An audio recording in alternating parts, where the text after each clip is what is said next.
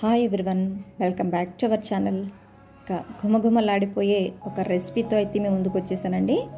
ఆ రెసిపీ ఏంటో చూడబోయే ముందు వీడియోకి ఒక లైక్ అయితే ఇవ్వండి. ఎందుకంటే మీరు ఇచ్చే లైక్ వల్ల మా వీడియో అనేది మరికొంతమందికి చేరుతుంది. అదేవిధంగా వీడియో నచ్చితే కనుక తప్పకుండా సబ్స్క్రైబ్ చేసుకుని షేర్ చేయండి. అదేవిధంగా మీ విలువైన కామెంట్ని మాకు తెలియచేయండి. మరైతే వీడియోలోకి అయితే వెళ్ళిపోదాం. ఈరోజు చికెన్తో నేను ఒక వెరైటీ అయితే చేయబోతున్నానండి.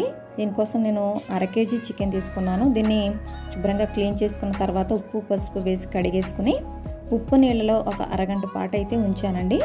ఉంచిన తర్వాత ఆ నీళ్ళన్నీ బాగా పిండేసి ఒక గిన్నెలో వేసుకుని ఇందులోనే ఒక పెద్ద స్పూన్ వరకు అల్లం వెల్లుల్లి పేస్ట్, కారం, పసుపు, రుచికి సరిపడా ఉప్పు, ధనియాలు, జీలకర్ర, మిరియాల పొడి, గరం మసాలా ఇవన్నీ కూడా వేసుకొని మొత్తం ముక్కలన్నిటికి బాగా పట్టేలాగా దీన్నైతే కలిపేసుకోవాలి.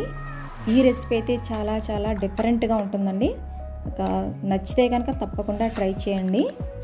మా ఇంటిళ్ళపాదికి నచ్చింది, మీకు కూడా నచ్చుతుంది అని అనుకుంటున్నాను. ఇప్పుడైతే చికెన్ అంతా బాగా కలిపేసుకున్నాం కదండి. ఈ చికెన్ని మనం కొంచెం ఫ్రై అయితే చేసుకుందాం. ఎప్పుడు చికెన్ని కర్రీలానే కాకుండా ఈ విధంగా కూడా ట్రై చేస్తే చాలా చాలా బాగుంటుంది. మనకి ఫ్రై చేసుకోవడానికి ఎక్కువ నూనె అయితే అవసరం లేదండి. నేను చాలా తక్కువ నూనెతోనే ఫ్రై చేశాను. ఇక ముక్కలన్నీ కూడా ఈ విధంగా మనం స్టవ్ మీద గిన్నె పెట్టుకొని కొద్దిగా నూనె వేసుకొని ముక్కలన్నీ కూడా బాగా ఎర్రగా వచ్చేంత వరకు ఫ్రై చేసుకుందాం. ఇక ఇలా ఫ్రై చేసుకొని కనుక మనం కర్రీ చేసుకుంటే చాలా చాలా బాగుంటుందండి. చాలా డిఫరెంట్గా ఉంటుంది. మీకు కూడా నచ్చుతుందని అనుకుంటున్నాను.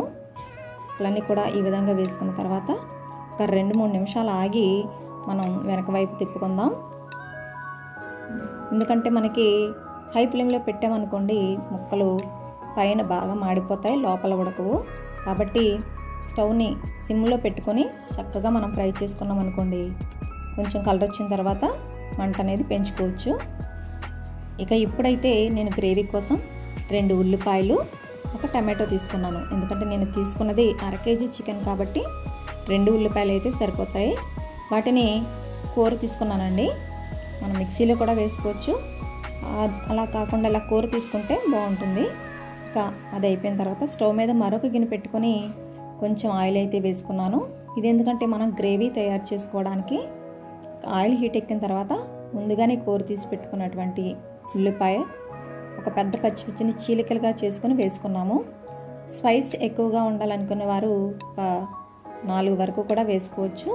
మా ఇంట్లో తక్కువ తింటాం కాబట్టి నేనైతే తక్కువ వేసుకున్నాను. ఇక వండుకున్న తర్వాత మేమే తినాలి కదండి, అందుకని మా ఇంట్లో వాళ్ళకి తగ్గట్టుగానే నేను వండుకుంటాను.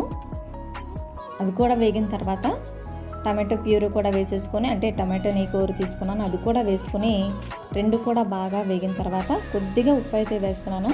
ఎందుకంటే నేను ఉప్పుని ముందుగానే వేసేసాను కాబట్టి గ్రేవీకి మాత్రమే వేస్తున్నాను. కొంచెం పసుపు, అదేవిధంగా కొంచెం కారం కూడా వేసుకొని మొత్తం అంతా కలిపేసుకుందామండి. ఇలా కనుక చేశారంటే మీ ఇంట్లో వాళ్ళు తప్పకుండా మెచ్చుకుంటారు. అన్నీ వేసుకున్న తర్వాత ఒకసారి బాగా కలిపేసుకుని ఇందులోనే కొంచెం కొత్తిమీర అయితే వేస్తున్నాను. ఇలా కొత్తిమీర వేయడం వల్ల గ్రేవీకి మంచి ఫ్లేవర్ అనేది వస్తుందండి. ఇలా వేసి మొత్తం అంతా కలిపేసుకుని ముందుగానే ఫ్రై చేసి పెట్టుకున్నటువంటి చికెన్ పీసెస్ కూడా వేసేసుకుంటున్నాను. మనం డైరెక్ట్గానే చికెన్ ఫ్రై అనేది చేసుకోవచ్చు ఉల్లిపాయలు అన్నీ కలిపి, కానీ అదొక టేస్ట్ అయితే ఉంటుంది. ఇది డిఫరెంట్గా ఉంటుంది. తప్పకుండా ట్రై చేయండి. ఇక రెసిపీ అయితే మీకు తప్పకుండా నచ్చుతుందని అనుకుంటున్నాను.